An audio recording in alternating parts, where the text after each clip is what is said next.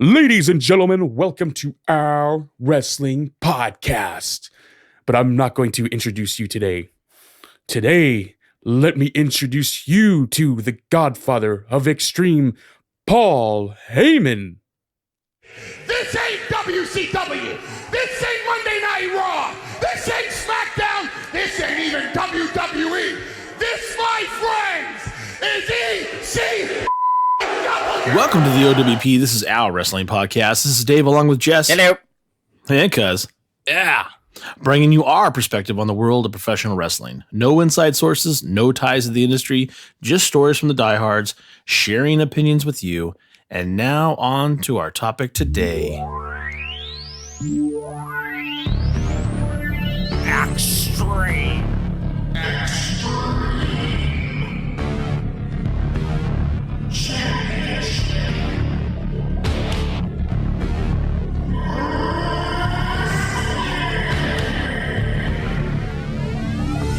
And there it is. There it is. That is dangerously, right? I mean, come on. I don't know. Actually, I was thinking about that whenever I was just setting up that sound clip. I don't know. That's probably a very valuable trivia question. Who the fuck is that? I have no idea. It's not Heyman. It's got to be Paul. It's got to be No Paul, way. right? It doesn't even sound. I mean, I know the voice was distorted, but it doesn't even sound like him. Well, it'd be good. So one of our listeners may tell us one day. We'll find out. As always, you can reach us via Instagram at O.W.P 2019, SoundCloud at Our Wrestling Podcast, YouTube at Our Wrestling Channel, or just do the easy thing. Download WrestlePost. It's an app at no charge to you, and join us along with other great podcasts of the day. I know we're getting more stuff on social media soon, guys, right? But this is where we are right now. So let's get into it. ECW, guys, what are we doing tonight? What is the deal? You know, this is to us, to me, I think it like was yesterday. Obviously, it wasn't. Like ECW went out of business in 2001 along with WCW, and in short order, they were really close together. When Vince bought WCW, shortly after he bought the rights to ECW after that, and Paul Heyman actually was already doing commentary for them when Lawler left for a while, and Heyman took his place. So Heyman was actually under WWE commentator contract when ECW went under. So it's kind of, to me, like I said, it was like yesterday, but obviously it's 2019 and they went out of business in 2001. So it was years and years ago.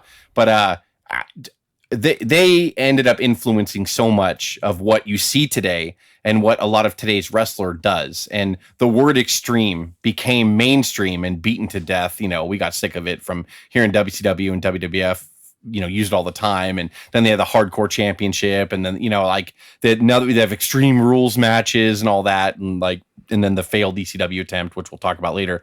But yeah, like ECW originally at its core influenced so much, and they did influence the hardcore, quote unquote, you know, era in, for good or bad. Yeah, you know, I think there's a lot to be said about that. Let's try to get into the beginning of it, because you know, we'll talk about that succession from the NWA that happened in 94, right? And another time's coming up.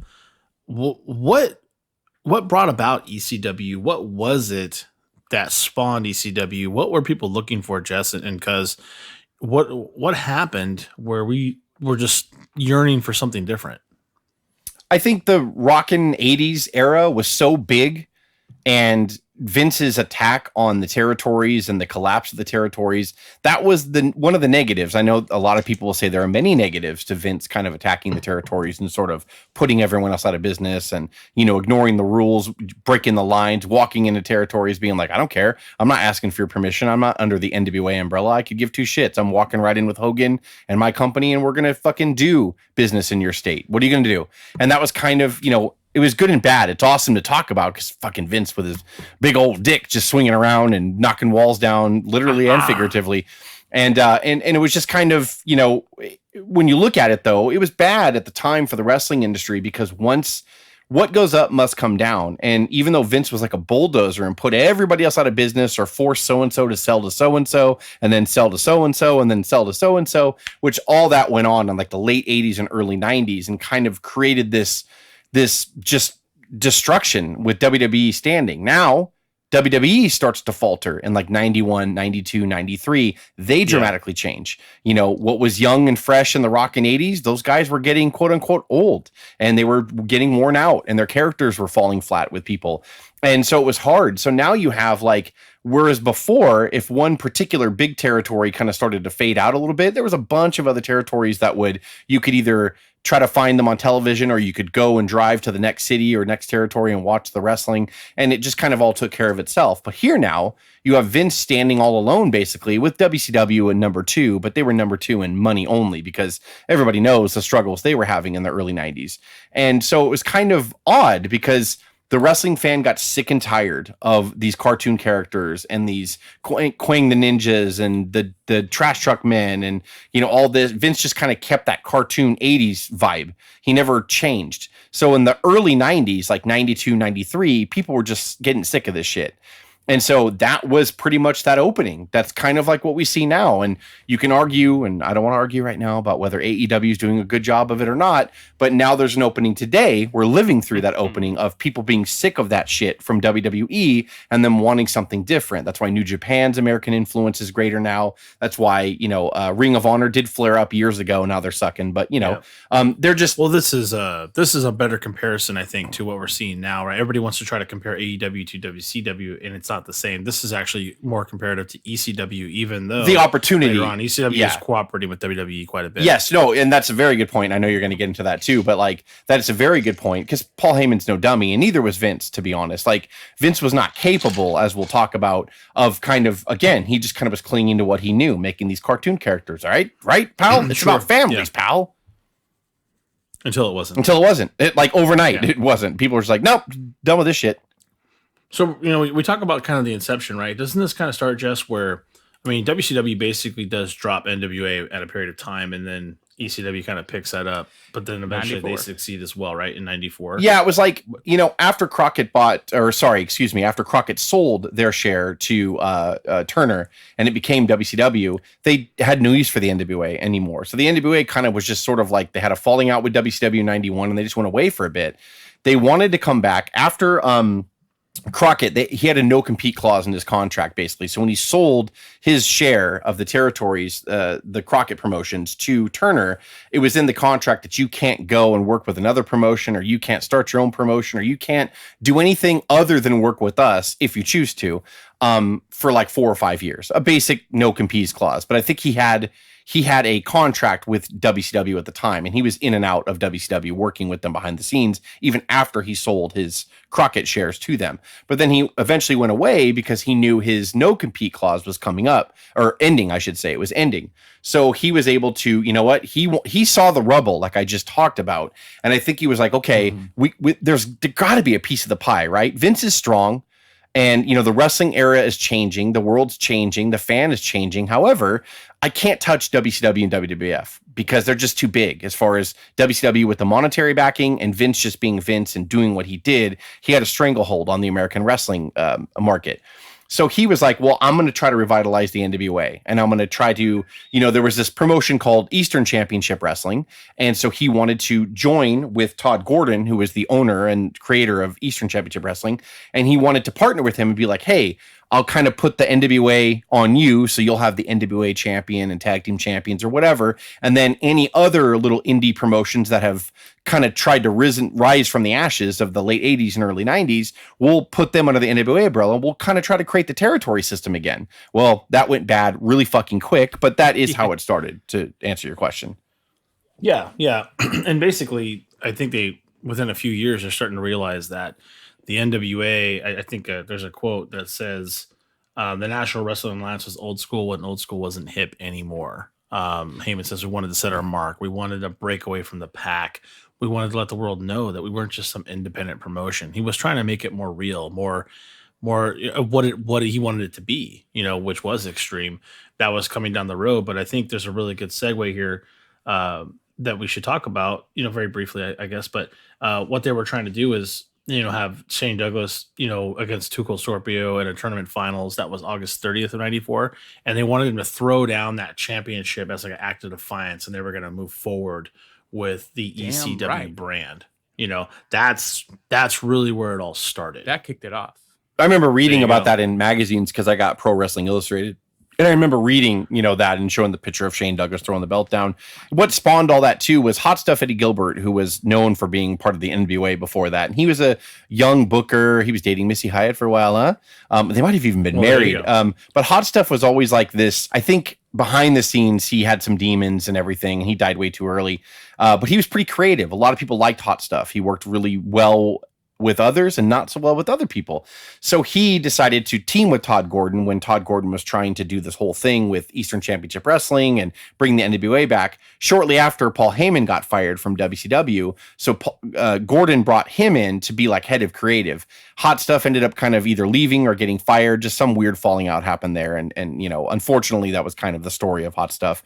And then with Paul Heyman getting in Todd Gordon's ear going like, look, like, we need to do things different. You want to just stay status quo and try to play games in the old territory system. I don't want to do that. Like we have to like make a splash. And that, like what Dave said, that quote was basically Paul Heyman's feelings of like, look, you're trying to take this old school shit from the 70s and 80s and revitalize the early 90s wrestling fan, which is, we don't even know what they are.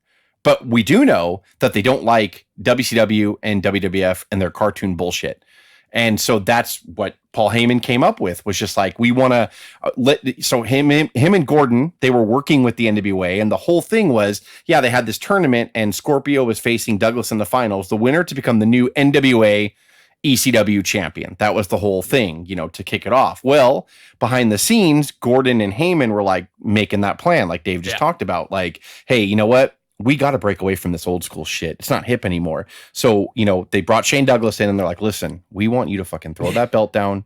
And then you're going to declare yourself the new ECW champion. And we're going to change it to Extreme Championship Wrestling instead of Eastern. And then we're going to, go make our own mark. We're going to blaze our own trail. We're going to be different. We're going to be extreme. We're going to be edgy. We're going to be gritty. We're going to use language. We're going to do a lot of shit that a lot of the other two companies won't do. And we're going to try to attract that fan. We're going to really see how sick everybody is of WWF and WCW. They found out. Yep. Yeah. And it's funny because sorry, they Chris, didn't. Oh, Douglas, apparently like Gordon and Heyman like had been planning that for a few days. And then Douglas didn't know until that night.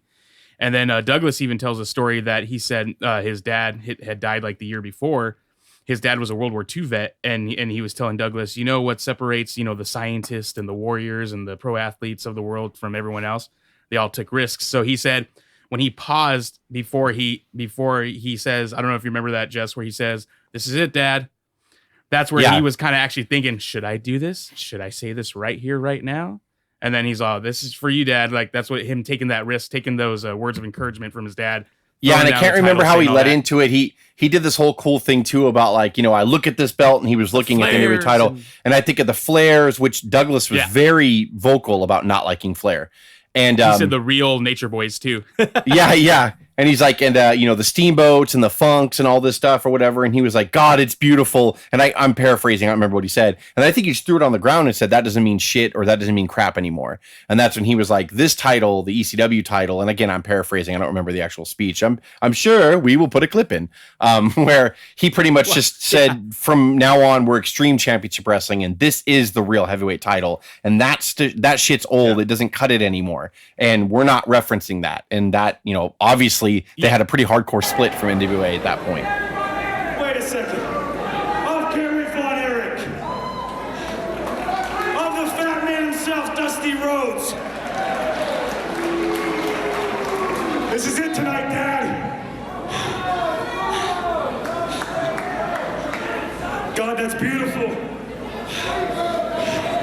And Rick Steamboat. And they can all kiss he says, this is tonight, Dad. And then like he throws the belt down. And he's like, I don't want to be a champion of like a dead promotion that died 7 years ago. And then he raised up the Eastern Championship Wrestling, title and said that this is now the world heavyweight champion. And then he said he even looked at Dennis Carrazzo and he was looking at them and they were kind of looking at him. And Todd Gordon said Dennis Carrazzo was kind of like biting his nails. He's like, he's pissing on the belt.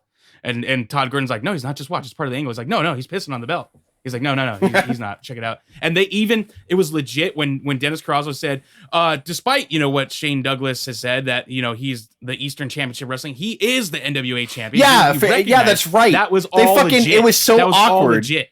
Yeah, it was so awkward that even after it happened, the NWA was like, well, That was great. He'll be NWA champion whether he likes it or not. God damn it. It's like, no, don't you get what just happened? Todd Gordon? No, they Todd told Gordon you to said, go "We got fuck you. yourself. You got Yeah. punked." Today, I have folded NWA Eastern Championship Wrestling. In its place will be ECW, Extreme Championship Wrestling. That's they where filmed the promo. there's a quote. There's a quote that Gordon actually made after that. As I listened with the representatives of the board, Yes. he's like, "Well, as of 'Cause today, that was legit. as of noon today, I have folded NWA Eastern Championship Wrestling. In its place will be ECW Extreme Championship." So yeah, they had this plan of not only doing that outside, but business wise, they knew, well, Eastern Championship Wrestling was under your umbrella, but not Extreme. So fuck you, Eastern's dead. And here comes, like, they were fucking ready, and this fucking NWA guy was still like, well, damn it, Douglas, you're gonna take the NWA belt and like it. Like, it's like, no, you dumb shit. Like, they just shit all over you Because he was legitimately upset. That's what was he was bad super and great pissed about it. It was a legit shoot promo. He knew right then, that's like, well, what's Scorpio doing? Well, Scorpio's wrestling for Extreme Championship Wrestling now. Well, shit. Like, I don't have any champion. Like, but it was amazing. Like, it was just kind of like crazy how it was all like gunslinger back then. Look at what Vince did. He fucking nukes the planet. Yeah. There's two things that really push this particular franchise or wrestling community into the front line, and this is one of them, right? This is the stuff that's gonna turn people's heads, going, "What the hell did they just do with the NWA stuff? Are you kidding me?" And then we get into that television syndication that Heyman was able to produce for basically 7 years, from '94 to 2001. He's able to produce ECW hardcore television, right? The bulk of those shows were at the ECW arena, and it was just a warehouse, right? Some people called it the bingo hall, right? They make fun of it all the time. It's nothing big, nothing fancy, just a small hall, folding chairs and, portable bleachers and, just a very gritty style of a promotion, which kind of like what we're seeing right now with Power, right? Power is a lot cleaner. Don't get me wrong, but it is that small, conventional, anything could happen kind of storyline, right? And that television where they could air it was always just crammed, right? It was always so many viewers for this small little, nothingness. That syndication, I think, was really big for Heyman and ECW to really take off. What do you guys think? The Philadelphia market, like Chicago and like a couple of others like that, they were super rabid. Yeah, and they were very vocal. And even when WWF started having Raw in the Manhattan Center, the Hulk Hogan only appeared, I think, like once or twice, and I think once on a live Raw before he left after that. But like, they didn't give him the reception that they thought. And then like a week later, a week before King of the Ring, when Yoko fought Hulk for the title, Yoko was doing an interview and the crowd was noticeably chanting "Hogan sucks" very loud. And you knew then, like, oh shit, like New York's different, Chicago's different, Philly's different. Like these hot spots, those eastern states, like they were super serious and hot about their pro wrestling. And if you were a little too goody two shoes and a little too shitty, or you were giving the impression that you were shoving something down their throat, they would let you know about it. And ECW, Paul Heyman was a genius. He knew, I don't think he knew how big it would ever get, like how rabid they would get, but he knew, like, if I'm going to do it, I got to do it based out of Philly. It was easier for Paul because he was based out of there. But like, he was like, I got to do it out of here. This audience will let me know right away whether this is cool or not cool. And I think Paul Heyman knew nobody else likes that other bubblegum shit they're doing. So I got to listen to this hardcore audience and see where they take me. And again, like I said, they sure found out. It was just sort of like right away. They were just like, when they would hear, "you fucked up" chants, Paul would embrace it and he would let him tell the talent, let him tell you that you fucked up. Like, and it was kind of so organic, but then he would take that and mold it and use it. And I mean, just so many things, because I know we can't talk about everything, but all that match where I think it was Funk against Dreamer and someone else, or I could be wrong. It was Funk and someone, where they threw all the chairs in the ring. Like that's a,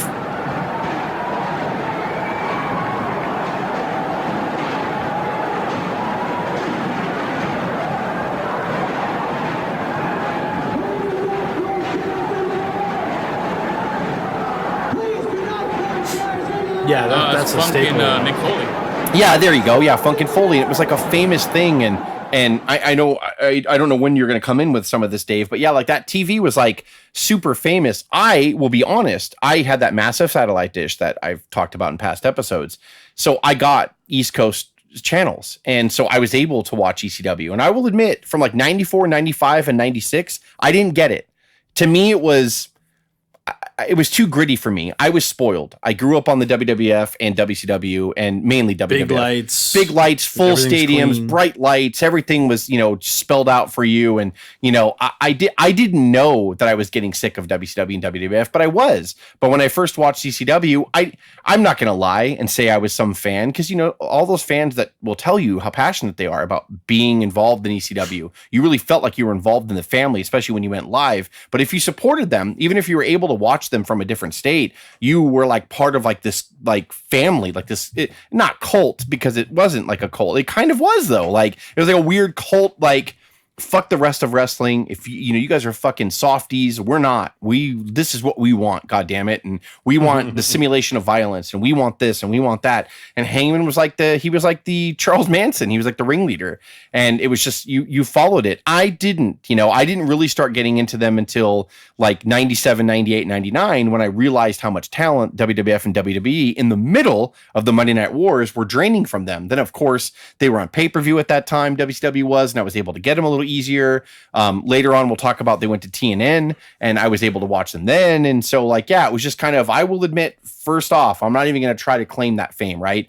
To me, as a wrestling fan, I'm very protective of wrestling, and I'm very protective of where you grew up in and who you liked and what promotion you followed. I just happened to get born into the WWF when I first started. I will not take that thunder away from those fans, because I do believe that if you were part of that ECW clique in like 94, 95, when they got hot and they were telling the wrestling audience, fuck everybody else, we're fucking hardcore, we're going to fucking do this, and you come along with us, man. And I can't claim to be a part of that, right? That wouldn't be fair. I'll be dead honest. I didn't get it. And I got it later, but I was not on the ground level of that. I will be honest. I tried to get into that TV program, the syndicated show that Dave was talking about. I just didn't care for it because I was grown up on something else. I wised up later, but it took me a while. Yeah. And the people that were in it knee deep, and more, they were a part of something really special, man. I'm telling you.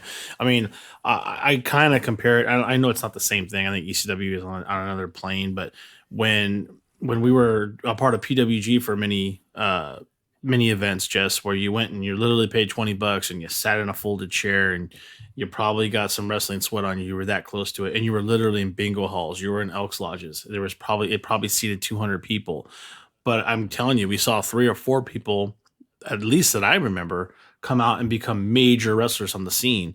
I think Kevin Owens is an example. Oh gosh, they're eluding me now, but Joey Ryan's an example, right? And when you're a part of something like that on that ground level and you see it take off, I mean, you're a part of something big. And PWG, I think, was that for us at that time. I mean, Ring of Honor was that for a lot of people. Bryan Danielson, sure. Samoa Joe, Punk, Samoa Joe, AJ Styles, CM Punk, Tyler Black, aka Seth Rollins. Yeah, CM Punk, and like all those guys were like that core. Christopher Daniels, Kazarian, Sami Zayn and PWG. Kazarian, right?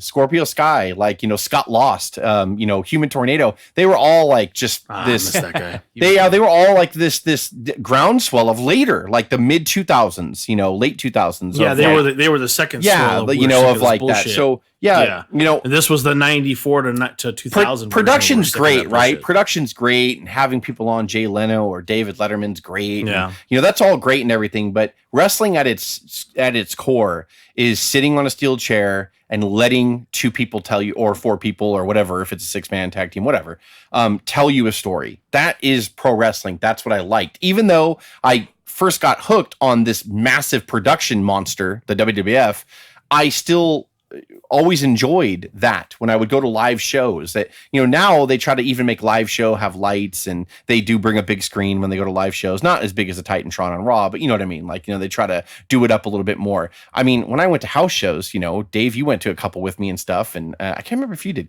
but you went to the Quake Stadium, the Storm Stadium, but when I go to the LA Sports Arena, it was all dark, and it was just the black curtain they came out of. And they didn't have the WWF logo in the house shows. It was just like banners above the ring, and that was it. And that was it. Nothing. The apron didn't even say anything. You know, it was so like bare bone, and I loved it. I loved that gritty feel because all you had to do was watch the 2 people or 4 people or 6 people in the ring. You had no choice. There was no 3-minute entrance with fireworks and lights and, you know, graphics. There was none of that shit. And so it's just kind of, you know, no promos inside the ring, no, you know, dumb shit in backstage where the camera just happens to be there, you know, or with 19 different camera angles like they planned it. You know, like there was none of that stuff. And, you know, so I love those people that can say that ECW saved them, because, you know, we're going to talk about dirt sheets too in a later episode. We always fight off Mike about dirt sheets, but you know, where the Wrestling Observer, the joke is that if it's not Japan, Meltzer hates it because he loves New Japan Wrestling. He's loved New Japan Wrestling for years. But there's another big well-known site called Pro Wrestling Insider where Dave Scherer and Mike Johnson, they grew up on the East Coast. They were ready to throw in the towel.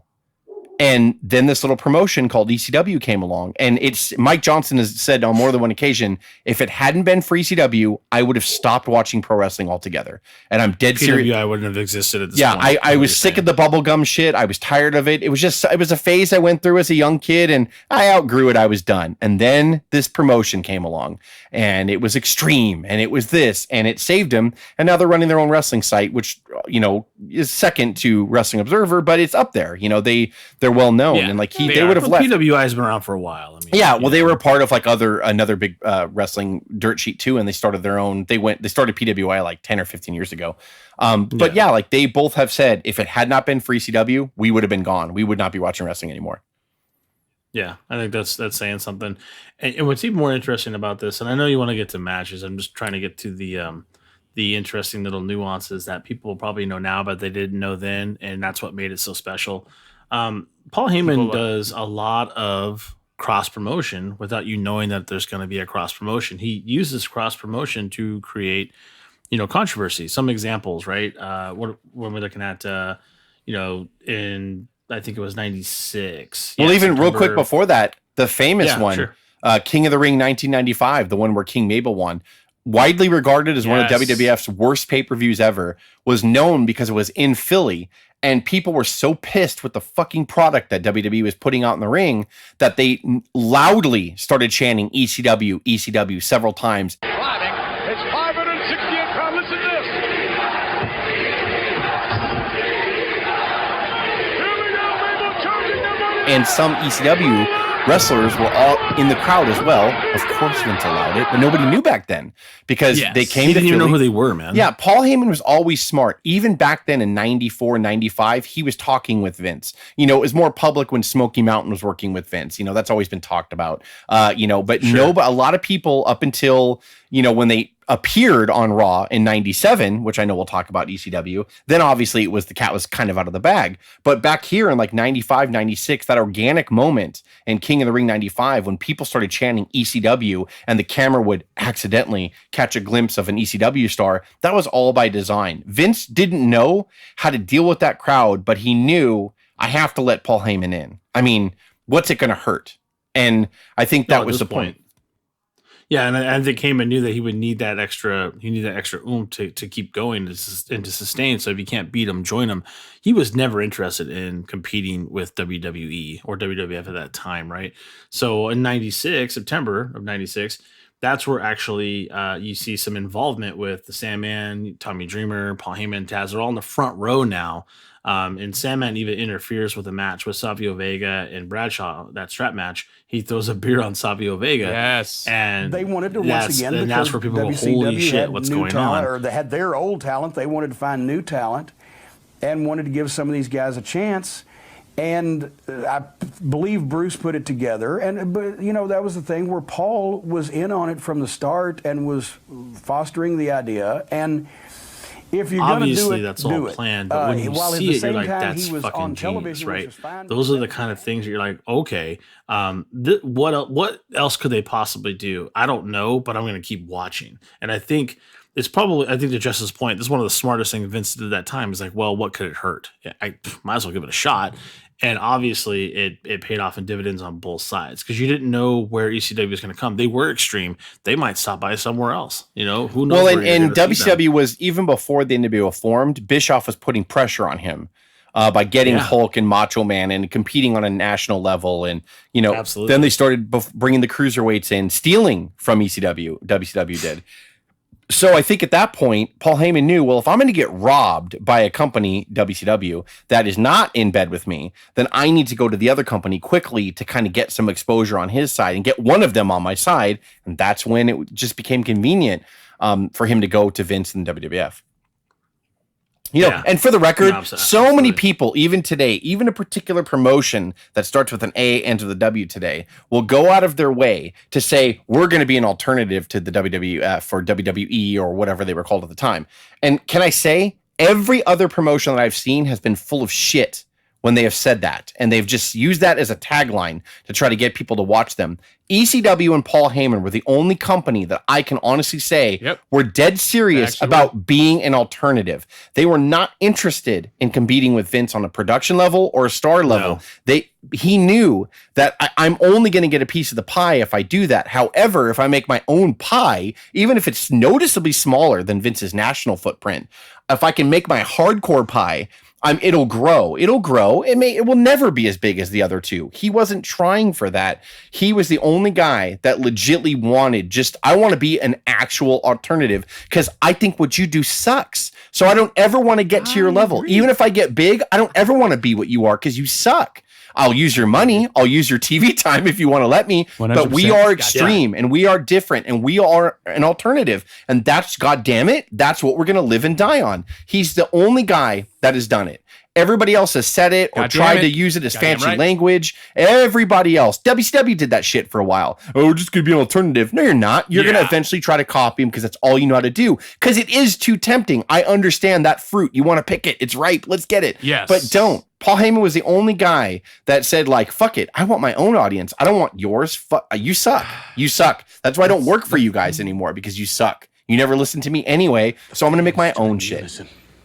And chanted the 3 letters that demonstrate to the world that they appreciate the fact that there is a form of sports entertainment that strives to give you your dollar's worth. On a Major League Baseball, we all know that. And it ain't the greedy bastards at the NHL. We know it ain't them either. No, it's the wrestlers of ECW. But the fact of the matter was, as the fans stood in unison and chanted those 3 letters. That's why I always say WWE Light, but this is about ECW, and I agree with your points on that.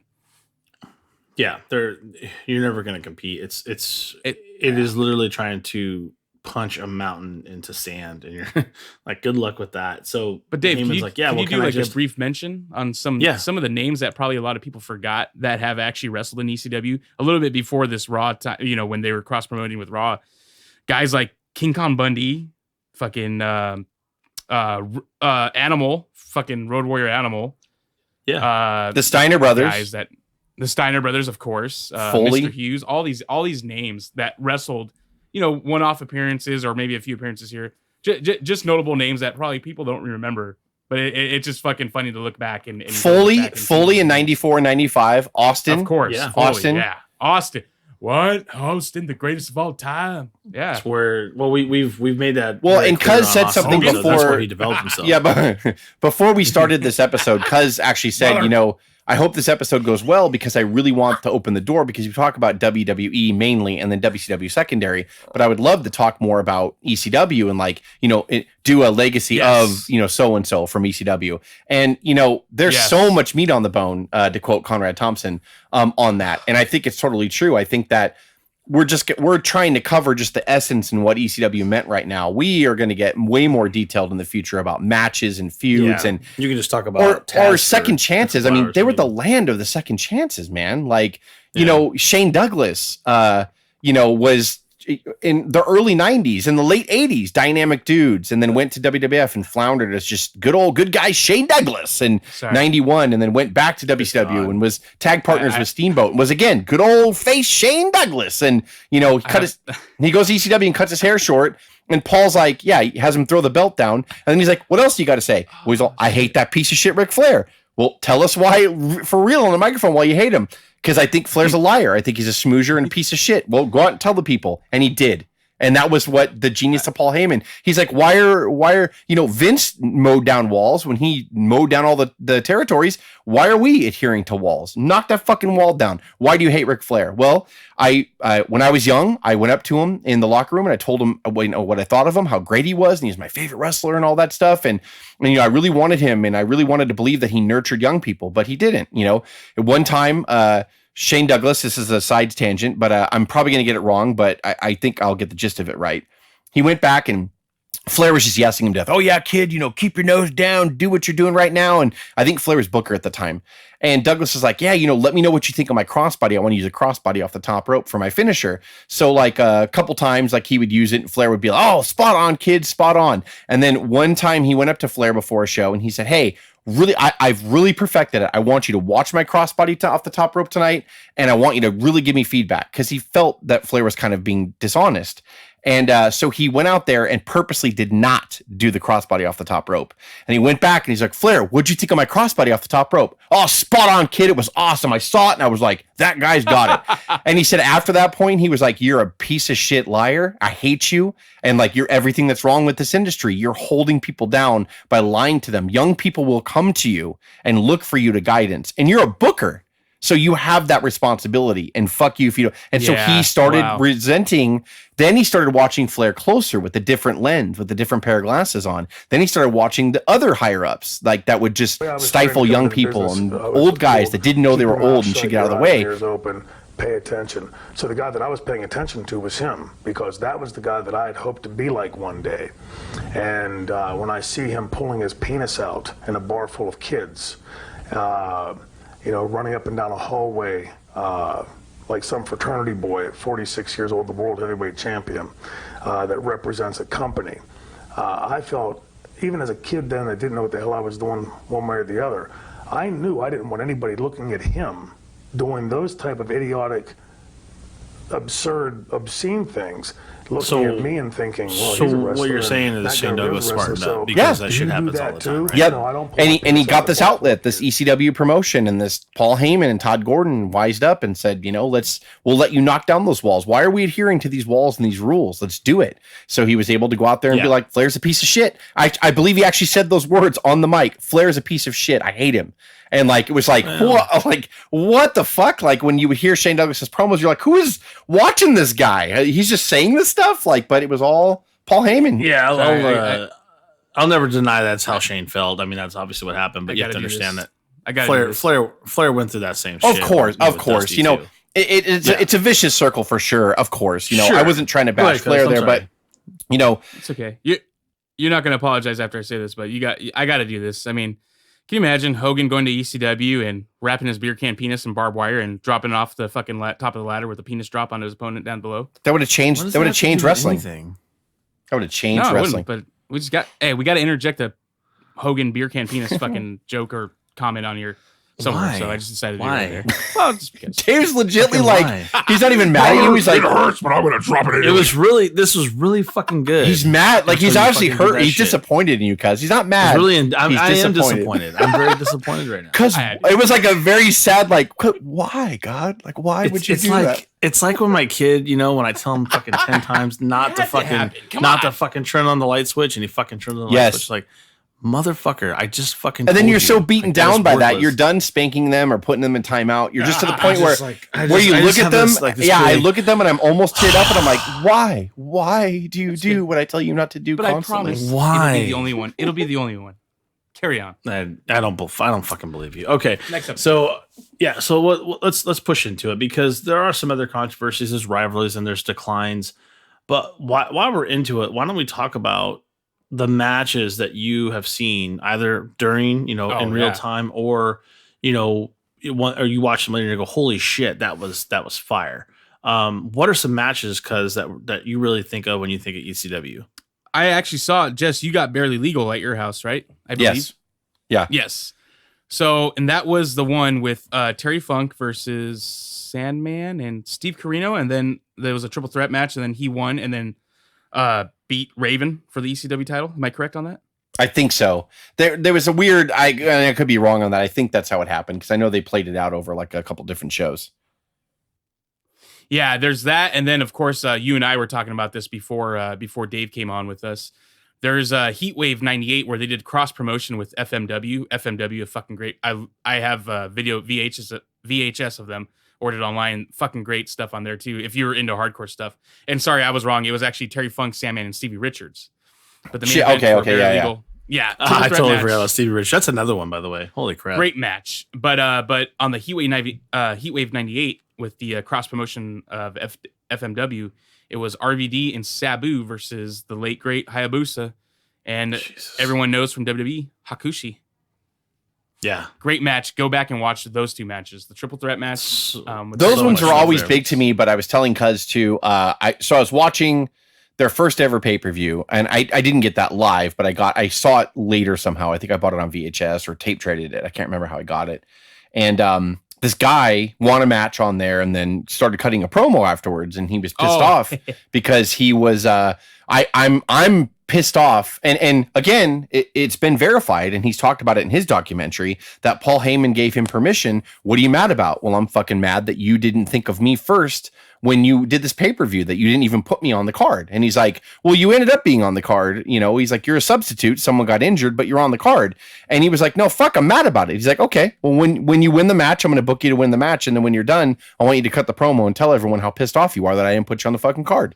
And so Rob Van Dam did that. Rob Van Dam went out there and he won the match. And he's like, you know, I'm mad that I was not on this card originally. I know I ended up on it, obviously, because you're seeing me now, but I wasn't originally thought of. But you know what? I know I'm fucking talented. I know I do things around here that people, and I'm paraphrasing again, I do things that people have never seen before. If you don't want to pay Rob Van Dam more money to be here, I'll be worth more money somewhere else. And like that was famous. And then all of a sudden, I started liking this guy named Rob Van Dam, and I thought he was incredible. And his matches with Jerry Lynn pretty much put ECW on the map as this hype, this way that a pure wrestler like Jerry Lynn, who was also a high flyer too, but Jerry Lynn and RVD was very high spot. And some people don't like RVD for that. I understood what he was doing and I got it. And when he got in there with a guy like Jerry Lynn, they merged together and they understood how to lay this match out where it's like, okay, I know I'm good at mat wrestling and I'm good at aerial, but you're good at high spot wrestling. You do flips, you do shit, you do kicks and all that. Let's incorporate all that. And their matches, to me, put ECW on the map as far as like that hybrid style where it wasn't just hardcore where it was like barbed wire and chairs and this that had its place on the card, but it was hardcore wrestling, which is different than regular mat wrestling that we'd been used to, like the American ballet dancing pro style of pro wrestling. And it was a very gritty, stiff, RVD was getting the shit in where he'd throw the chair at you. And if someone threw a chair at your face, what would your reflexes be? You would catch it. To catch it. But that's fine because he's going to follow it up with, and he's going to kick it into your face. And that was this amazing, I started seeing him do stuff like that. I'm like, what? How the fuck? Like, and I'm just like, this all makes sense to me. And people still use it today, man. Jerry Lynn, like, and him, they tried to perfect that art. And Bigelow, when he came in, talking about other people that we knew from the past, Bigelow and RVD tore the fucking house down. And I remember all their matches, and it was fantastic. I remember all Bigelow's matches with Taz. Taz was this stiff suplex guy, which I got mad at a lot because he didn't seem to care sometimes.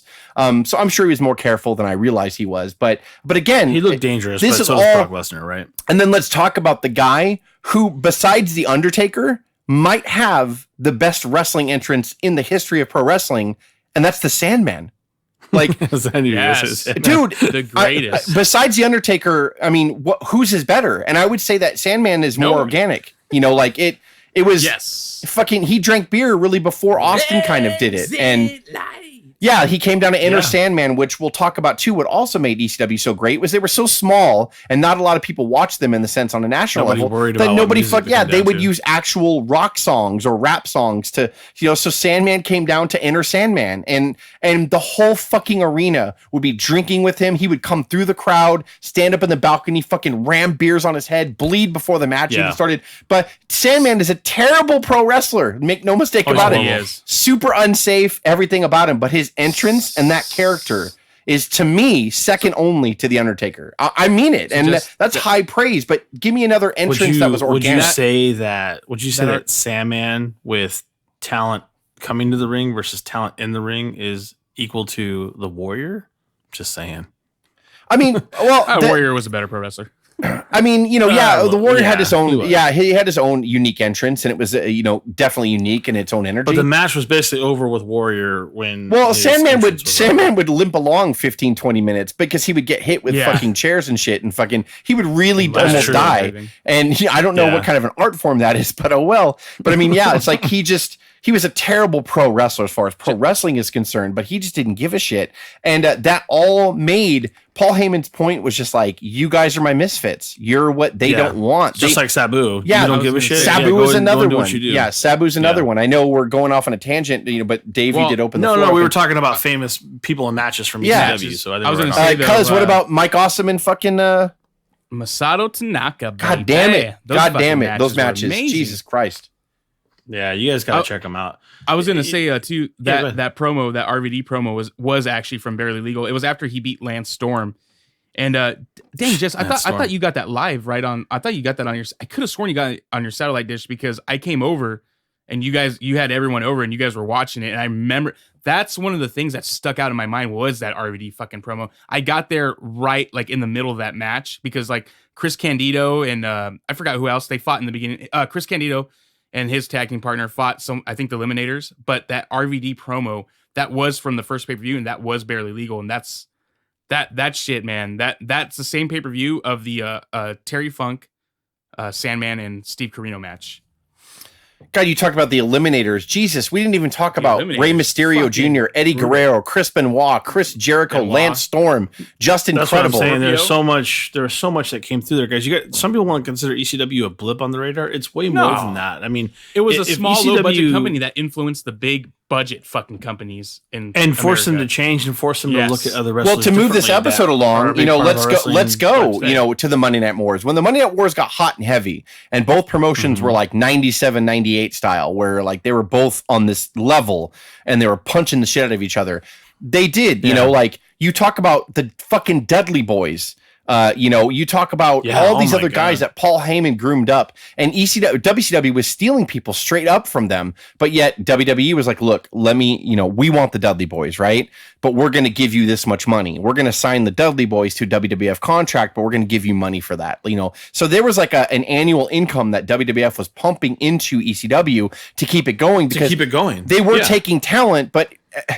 Vince is like, I can kill you in a second. You're an insect to me, which is true. And I'm not, I know we're here honoring them, but it's true when you think about how big Vince was. And then at that point, what kind of damage WCW was doing to Vince. So you got to think about that. Vince is like, we both can kill you in a second. We could, between both companies, we can buy every one of you and you would be left with nothing. Or I could tell you to your face, I'm taking the Dudley Boys. Aw, cry. But here's $100,000 a year. I'm going to give you, or $200,000 a year. I'm going to give you, and now you can pay his young guys and groom. Now you can pay some of your other talent, or keep your lights on, or whatever. And so that's what he would buck the system, but he also became a farm system of the big boys in process, especially WWF at the time. Mm-hmm. What's kind of interesting is I think WCW did try to squash him with Mike Awesome, right?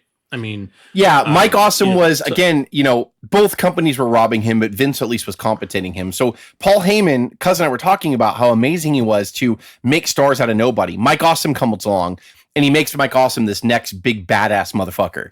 And so they put the ECW championship on him. Well, WCW, even though WCW in 2000 was on their back, WWF was killing them, they still had a deep pocketbook. So they threw all this money at Mike Awesome to come over there. And he did. He fucking, in the middle of being in ECW, under ECW contract, ECW championship, champion, he walks over and appears in WCW television and then pretty much tells Paul, oh yeah, by the way, I'm leaving, Holy,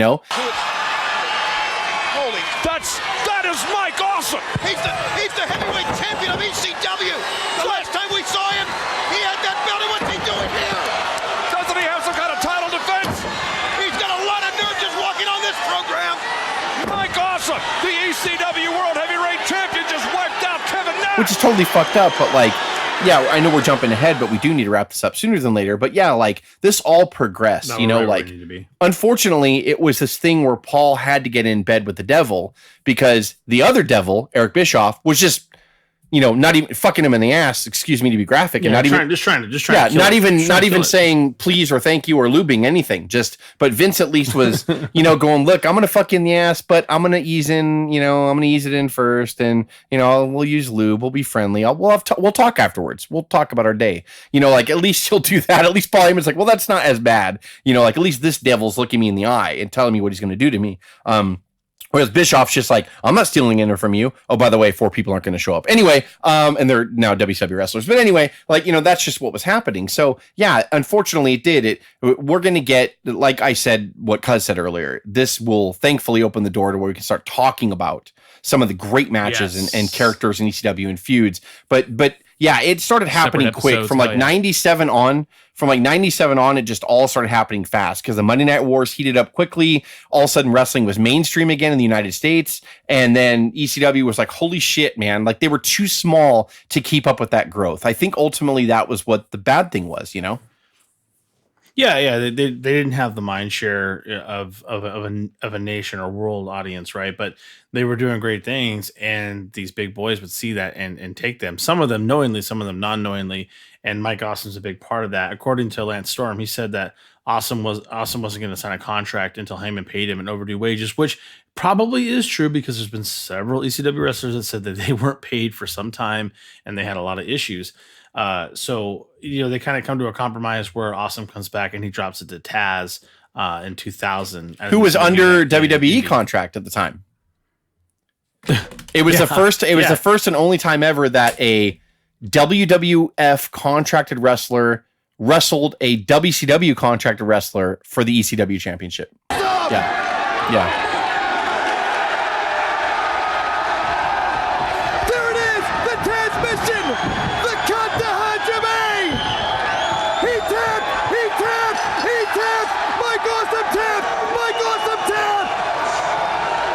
Yes, we have a new ECW World Heavyweight Champion. It's Taz. Mike Awesome is leaving. He's headed out the back win door the ECW same way he How came fucking in. weird We've is got that? a Because new he's in bed with ECW WWF. World You know, we know that, but he has to get the title back. So he had to file an injunction just to get the title off WCW television.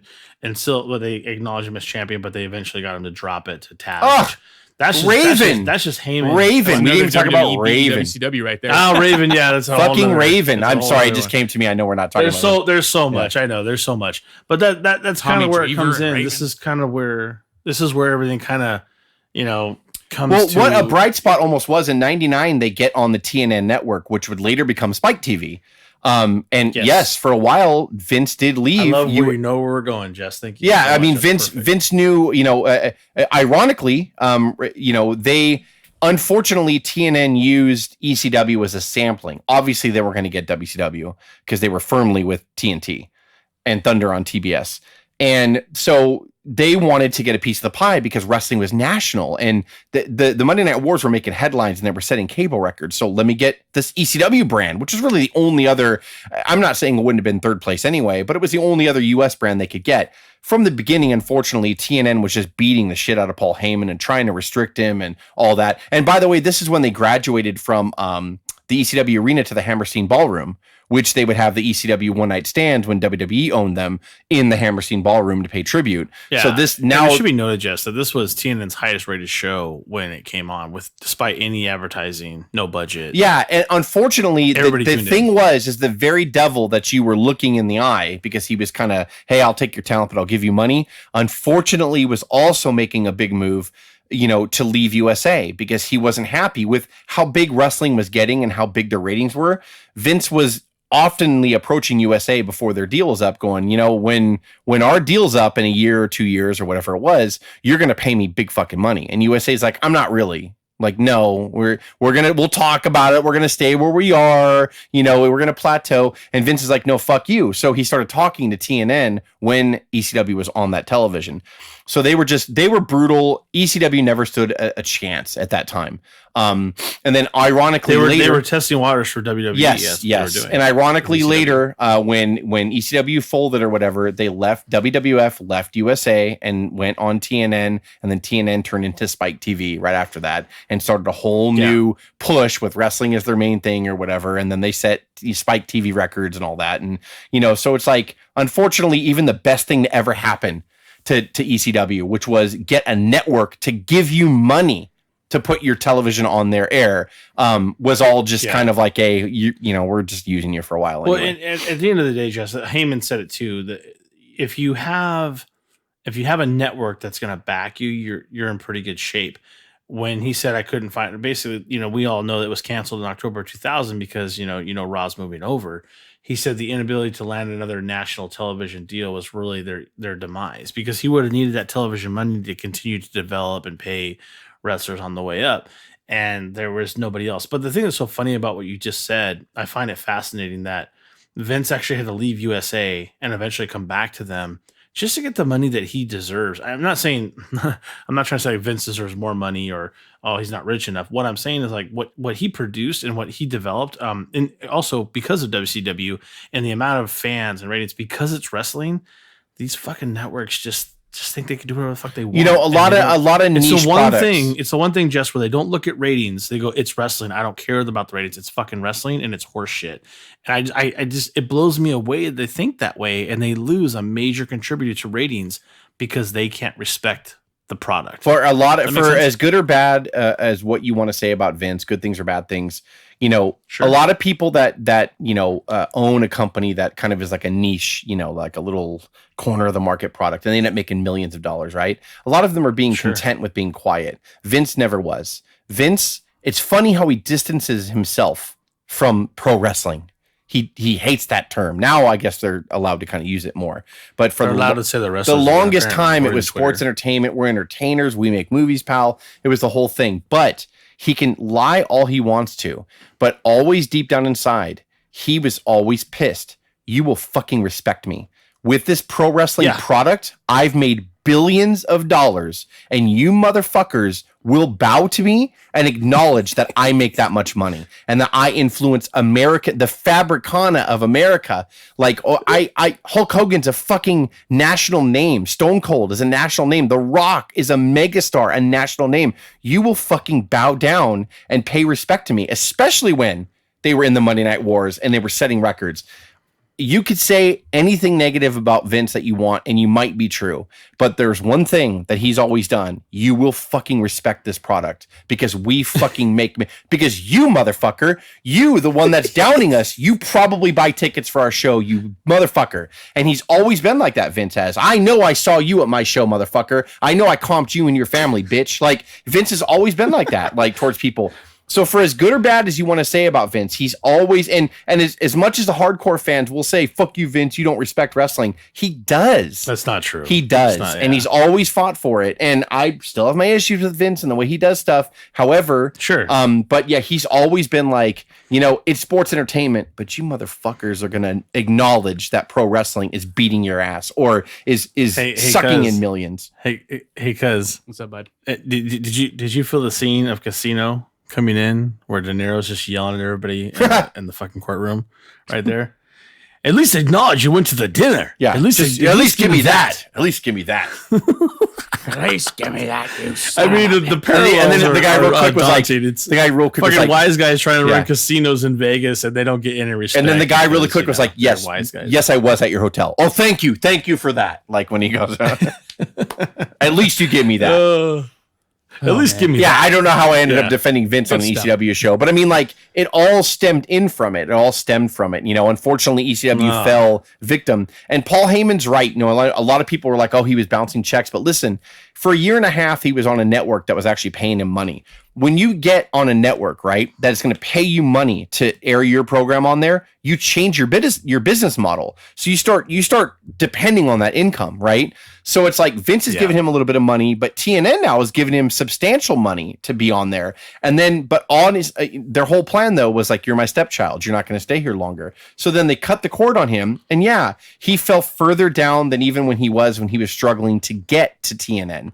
You know, it's like, and it sucks. So yes, that's when a lot of people that final year from like 2000 when they got canceled all the way up until, you know, March of 2001 when they officially folded, he was bouncing checks and he was not paying people, and he was probably doing that before then, but it was the worst the last year because TNN just yanked the rug out from under them, and he was just like, fuck, like, I'm done. Look at these numbers, right?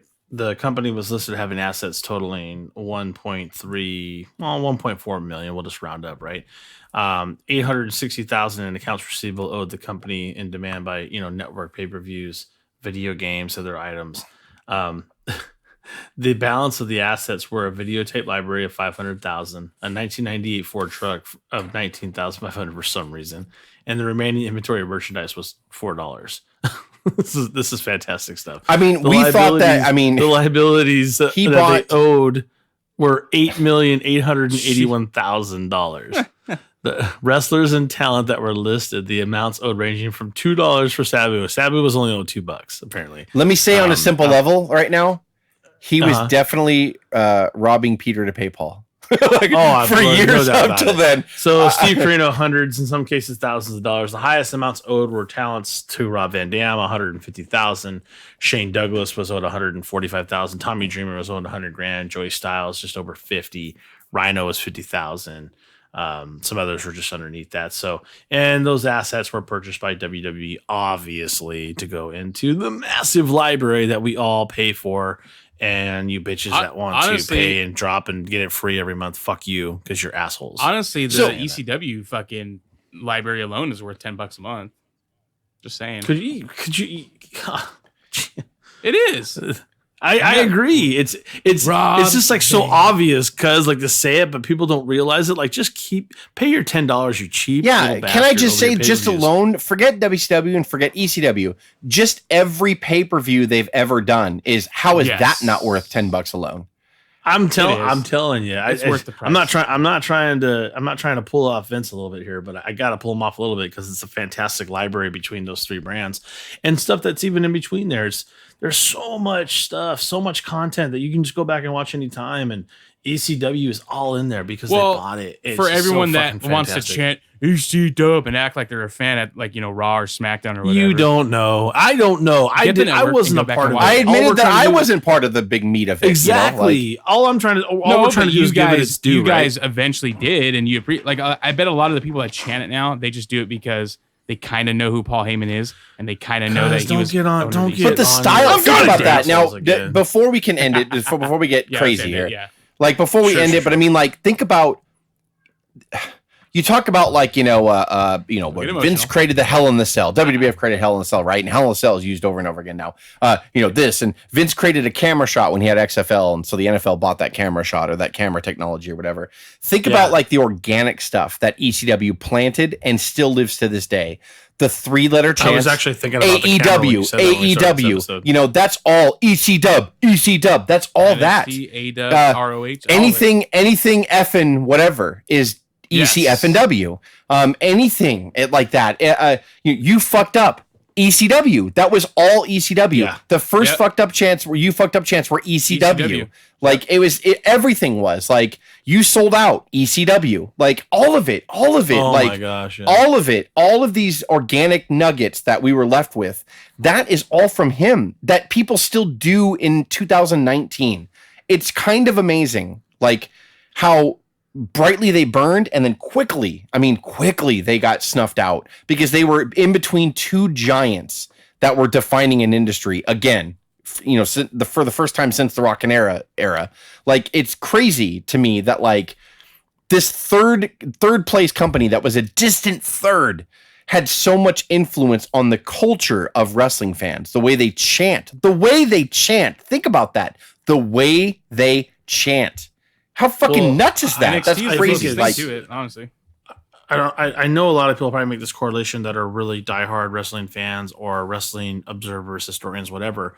But you don't have a Monday Night War like we had without the talent and the legacy of ECW. There's no way that they influence them too. They get almost no credit, right? But they are a huge influence, as because you're saying, right, to what talent they brought to it and allowing wrestlers to come back and watch something edgy. And then the war started. They were right at the cusp of that, but it was a small market. But it churned the heads of those major corporations. So take out and like said, shit, we got to do something else, right? I'm going to go on a ledge here.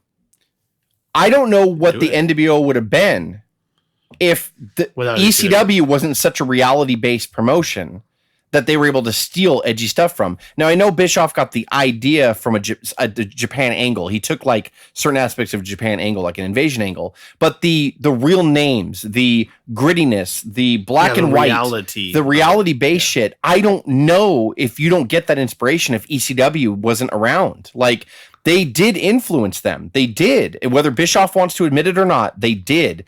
And it was just, we don't do hardcore wrestling. He did so much more than hardcore, Paul Heyman did. He did an atmosphere. He taught a wrestling audience how to chant.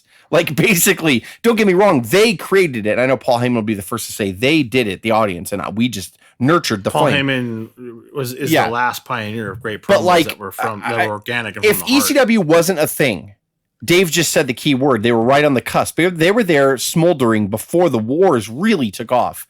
Like, that's right. What would both of companies have been in the Monday Night Wars, meaning WWF and WCW?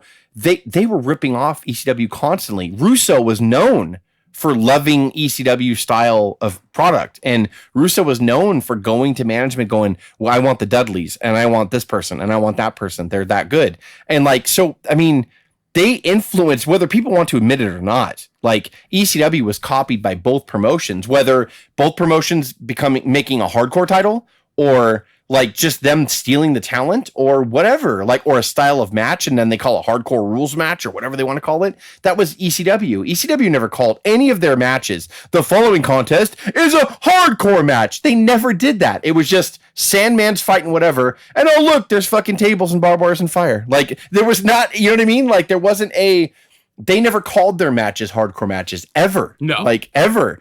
It was just that way. It was just implied that it was okay. Yeah. Yeah. I mean, at the end of the day, guys, you know, think about this. I know this is a really drastic comparison, but do you guys know how World War I actually started? Paul Heyman. Oh, no, sorry. Go ahead. Exactly. No, I'll tell you. Here's the thing about World War I. Everybody wants to say that Germany is the major catalyst of it. They're to blame. They're the issue, right, for both world wars. But, you know, there was an assassination of an Archduke Franz Ferdinand for fucking Austria-Hungary in 1914. And that was the catalyst for the Ottoman empires and everybody else in Germany to become central powers and declare war on the rest of the world. It was fucking one prince in one small country that started it. And nobody realizes that. And I think ECW is the closest comparison to something like that. They didn't have the viewership. I get that. They didn't have that, but they were the catalyst to make these big guys go, oh, fuck, we got to change what we're doing. They've got something here. Let's see what we can do with it. And not only they did that with storyline, they did that with reality base. They did that when they pulled talent.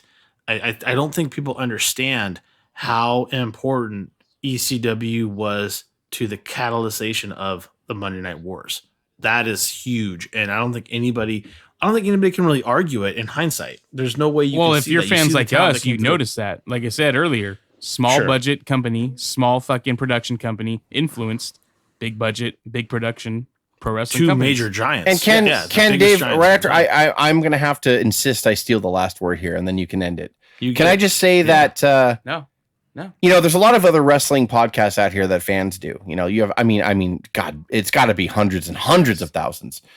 What other fucking podcast do you get a world history lesson on top of that Dave just so beautifully laid out, by the way, in comparison of ECW to the rest of it, comparing it to World War I and what the catalyst was? That's right here at our wrestling podcast. So you dumb fucks out there, start listening. Jeez. Start listening, my friends. Start listening and fucking join the revolution like ECW was back in the day. Fucking get on the O.W.P bandwagon because, Jesus, where else are you going to get Wrestling merging with world history. Fuck. Go ahead, Dave. I don't know. I'm telling you. As always, you can reach us via Instagram at O.W.P 2019, SoundCloud at Our Wrestling Podcast, YouTube at Our Wrestling Channel, or do the easy thing. Download WrestlePost. It's an app at no charge to you, and join us along with other great podcasts of the day. This is Dave, Jess, and Cuz. We are signing off on the OWP. Have a good one. Hello again, brother. Now, in an industry where everybody wants to be real and everybody wants to do a shoot, this, my friends, is a shoot. We hate this stinking network. We hate their guts for abandoning us. We hate their guts for not supporting us. We hate their guts for not advertising us. And we hate their guts for not having the balls to throw us off the air. And just in case you're watching this, hey, network, I dare you to throw me off the air. Because I'm going to break every rule that you put in front of me until you throw me the hell off the air. Now this, my friends, is a shoot.